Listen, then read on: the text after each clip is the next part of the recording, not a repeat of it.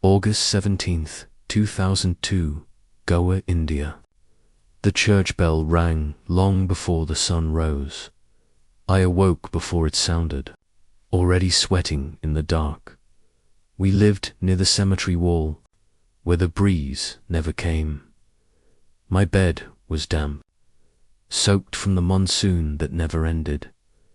I heard my mother praying downstairs, whispering through clenched teeth.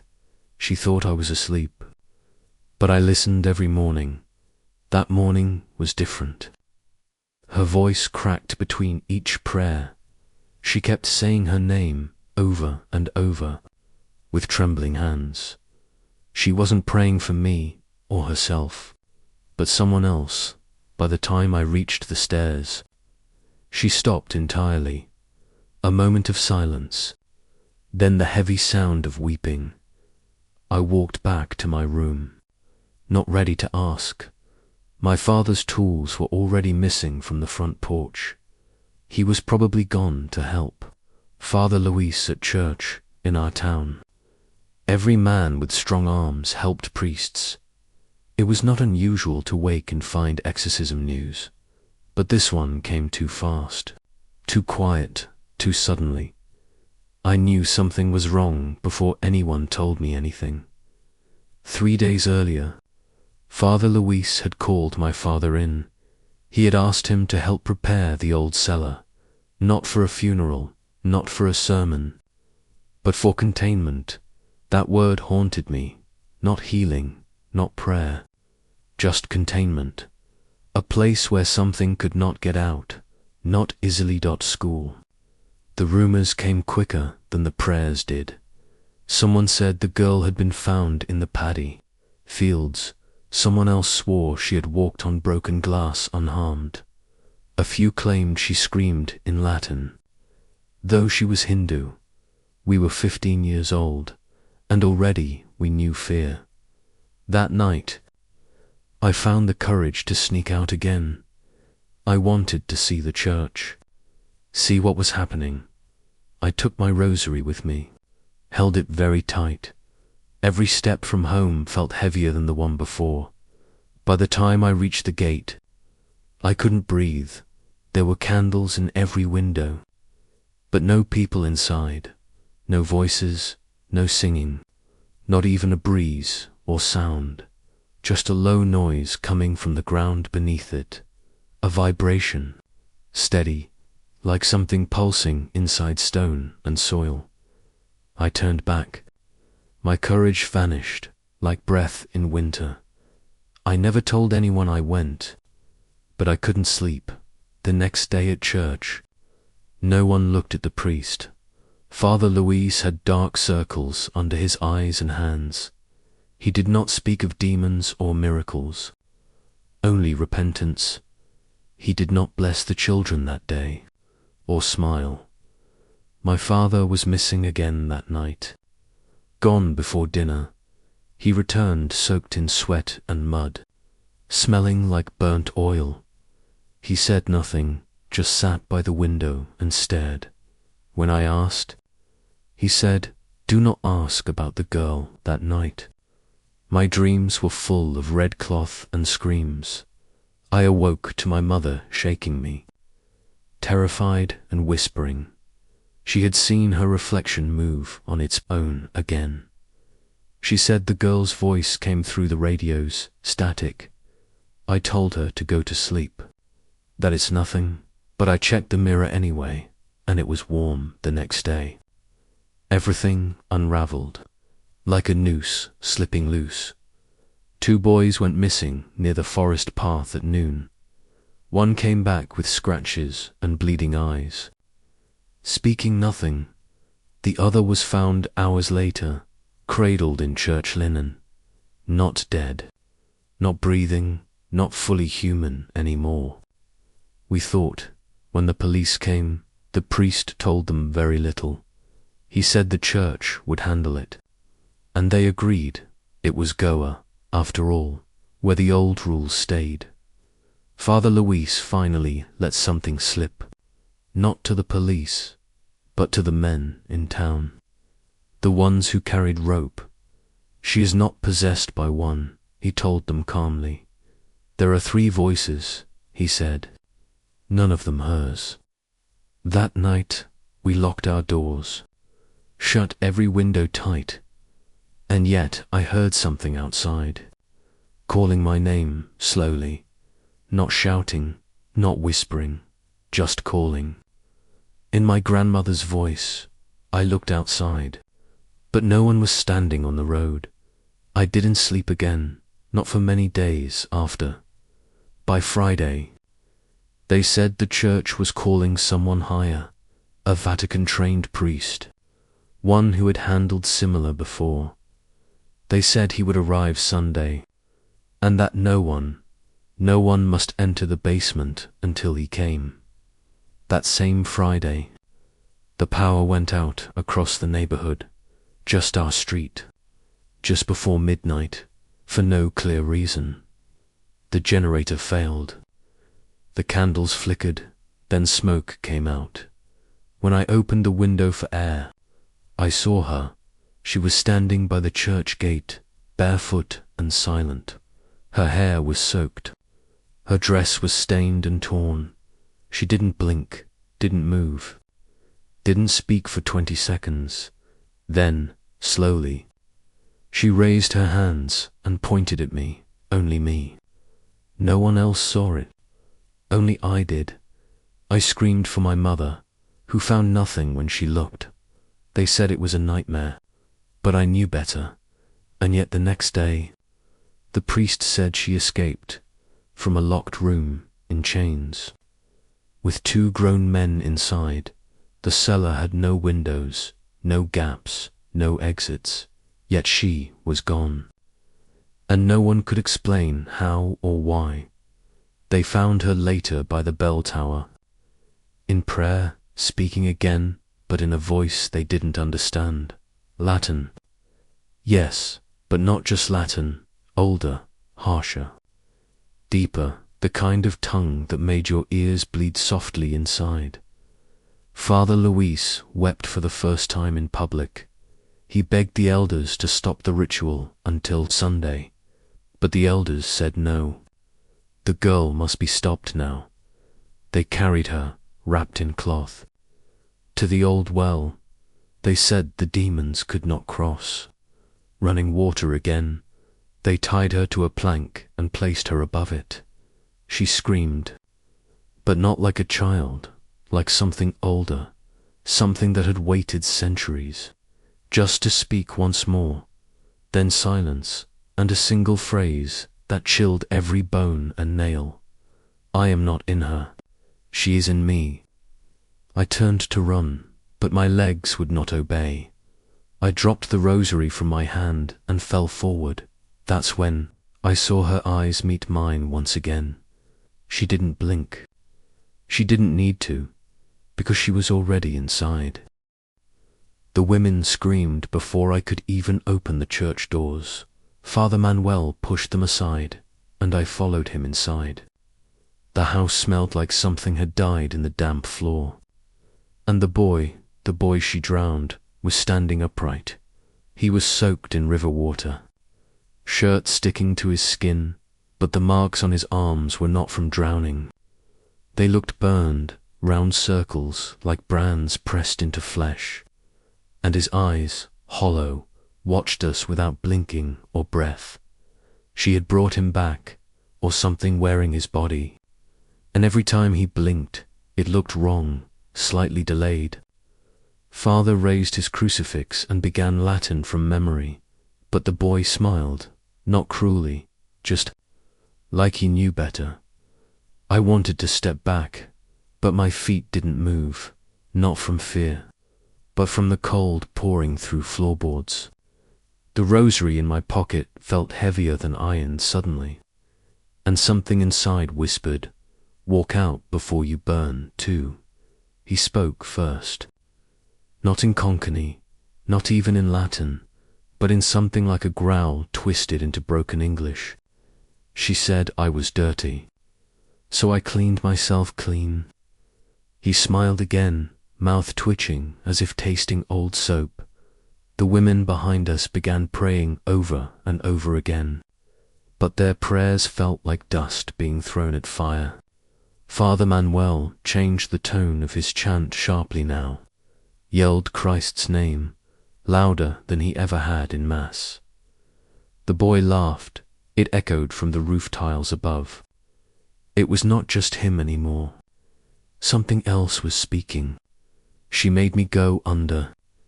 She held me there hard, but it was quiet down there.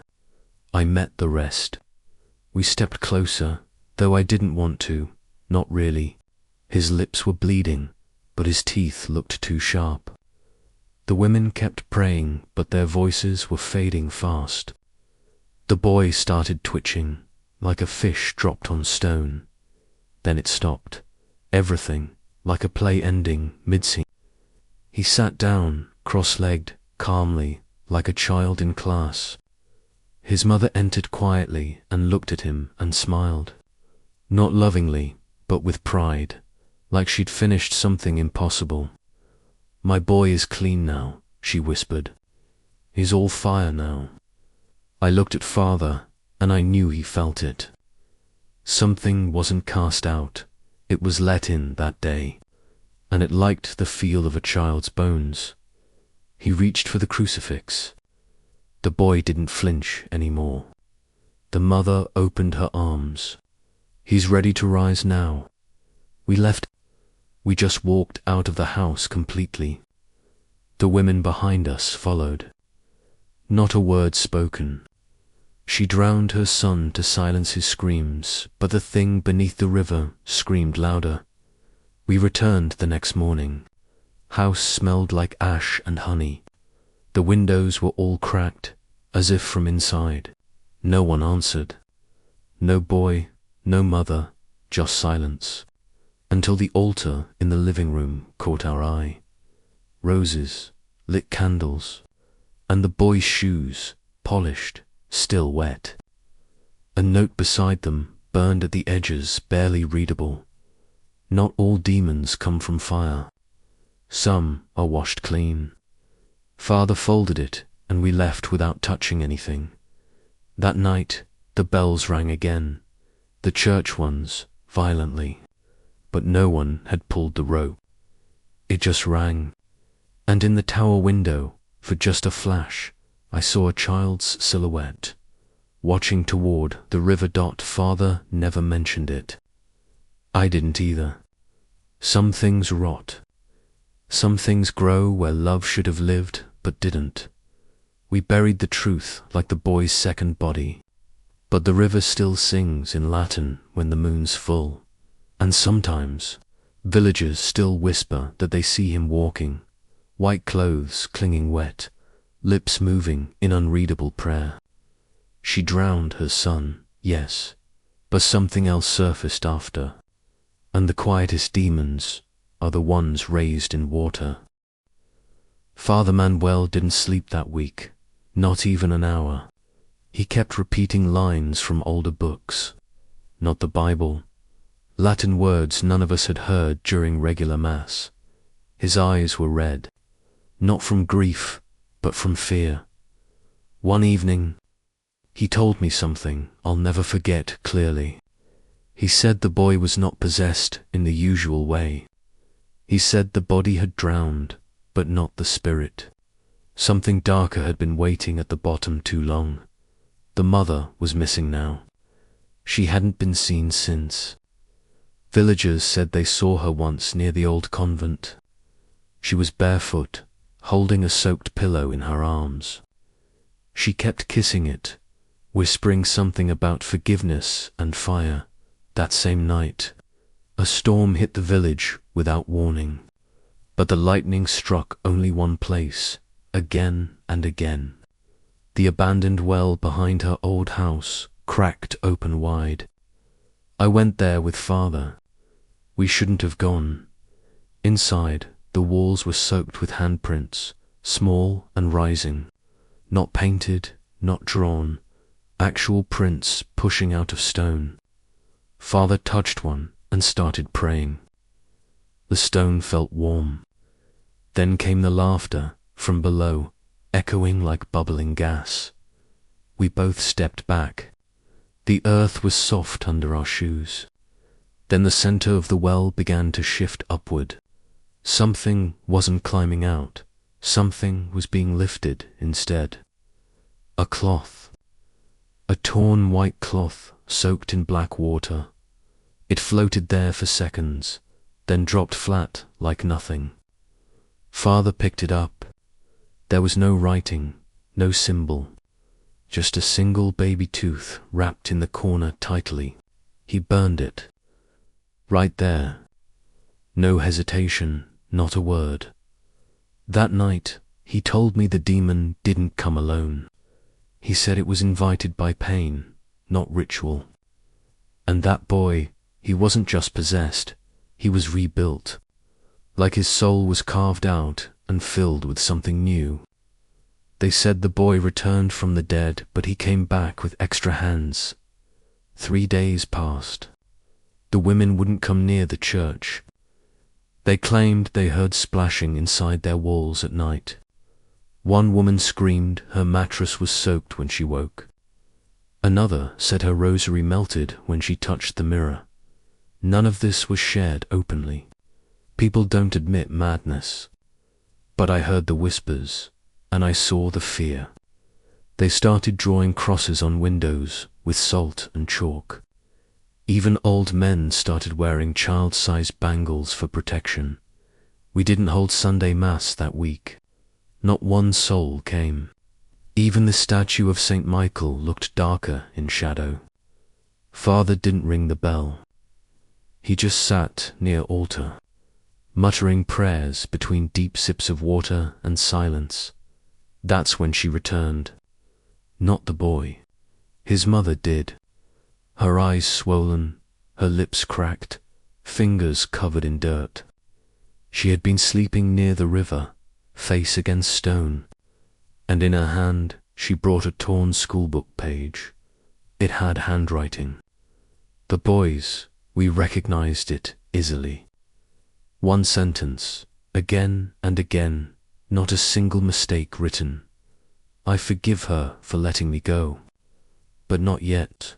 Then beneath it, a small drawing, a house underwater. She placed it on the altar and turned to leave. I followed. I don't know why. Maybe guilt. Maybe fear. She stopped by the cemetery wall and looked over calmly. She said, "He's not inside the grave anymore." I checked. I didn't ask how. I didn't want to know. She smiled then, like a woman who'd made peace somehow. Then she looked behind me, and her face changed completely. She whispered one line that still lives in my skull. "You came too late. He's found another door now." And when I turned, nothing was there but dead wind. No sound, no birds, not even the church bell rang. Just her whispering prayers under her breath while walking away. Father Manuel locked himself inside the church 2 days straight. He didn't speak, didn't answer the door, barely touched food. I left a lantern outside, a blanket, and some bread. On the 3rd night, the candles inside finally lit again. He came out slowly, looked older than before, badly shaken. His hands trembled, and there was a burn on his palm. He said nothing at first, just asked if I believed. I told him yes, because lying was no use now. He led me to the confession booth, not to confess. He just needed a space to speak, feel enclosed safely. He said he had read forbidden books, pre-Christian rituals too. Something to match what the boy had done before death. The drowning was not accidental. It was part of something larger. The way he thrashed in the river was too violent. Witnesses said he spoke perfect Latin moments before slipping under. The body floated for seconds, then vanished without a ripple. Father said he saw water dripping from the altar stone. He wiped it. It returned, clear, cold, unnatural water. Every morning it was there again, no leak above. He told me the demon liked to mark its territory. That night, the boy's photo caught fire inside the Bible. Not the book, not the table, just the photograph. It curled black and left a burn mark on Psalm 91. I saw it. I swear it. I held the page. The next morning, villagers found fish washed up near the well. Not dead, still alive, still gasping, trying to breathe. But all of them were blind. No eyes, just sockets. And near them, a small cross was half buried in sand. I went to the river again. Alone this time, foolishly. I felt I needed to see where the boy drowned. The water was calm, but it smelled wrong, like blood. I knelt to touch the surface, felt something like hair. When I pulled back, my fingers were cut in slices, as if dragging through glass instead of water, razor sharp. And when I stood, my shadow was still kneeling down. I turned quickly. No one was behind. My shadow didn't move. I ran. For the first time, I truly ran away. Not from fear, but because something inside me whispered welcome. A soft child's voice. It said my name with affection. I ran until my legs collapsed near Father's door. That night, he told me the story of the convent. Years ago, before we were born, a child had vanished. A girl never found. Her mother went mad and died. That mother was the grandmother of the drowned boy's mum. He said sins like these do not leave peacefully behind. Some spirits wait generations to be heard, to be reborn. And this boy, he wasn't random. He was the echo. A vessel chosen by something waiting in family bloodlines. That same night, the mother returned one last time.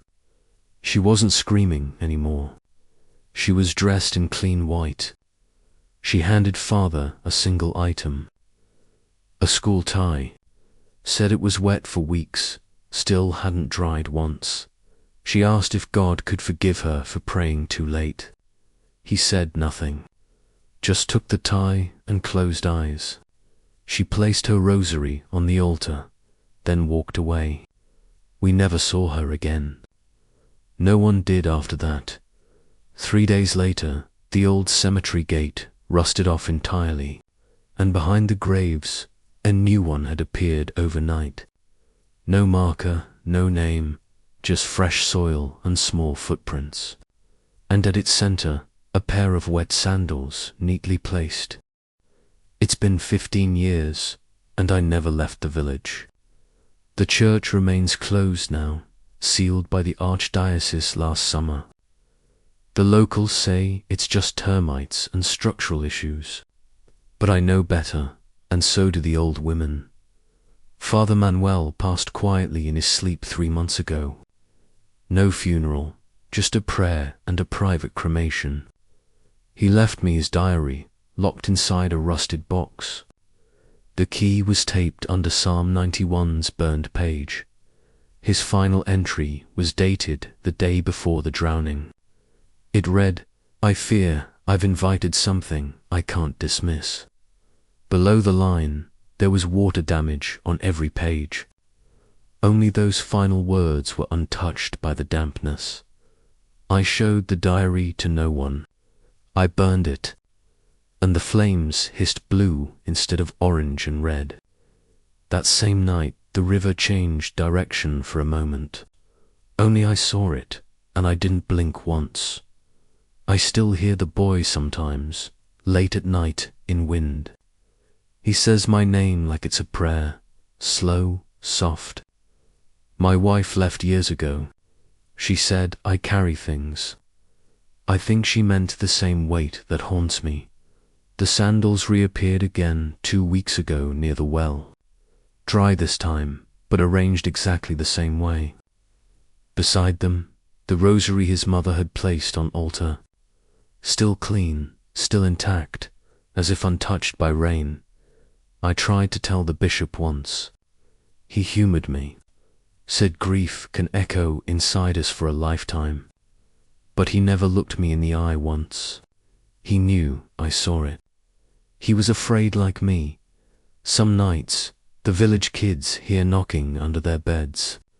They say it's not loud, just soft, patient, rhythmic, like a heartbeat slowed down. One knock every 10 seconds. And sometimes they wake up soaked with river mud. Last year, a new family moved into the drowned boy's house. A little girl lives there now. Her name is Leela. She paints birds that do not exist with red wings. She speaks fluent Latin, though never studied a day. Her parents say she walks in her sleep and prays. They say the house feels heavy when she laughs too long. They say the mirrors fog up even when cold outside, and that she once whispered, "He didn't mean to drown me." I avoid that road now. I take the longer way. I don't pass the church. I don't visit the river, and I certainly never look toward the cemetery gate again, because sometimes I think I still hear splashing from below. Not a child. Not anymore. Something deeper, older, hungrier, and it remembers my name, just like before, softly calling. I was only a witness once, but that doesn't matter. It waits for anyone who watched and said nothing at all. So if you ever pass through our village, do not stop. Do not ask for the boy or the house. And if you hear knocking under your bed, do not check.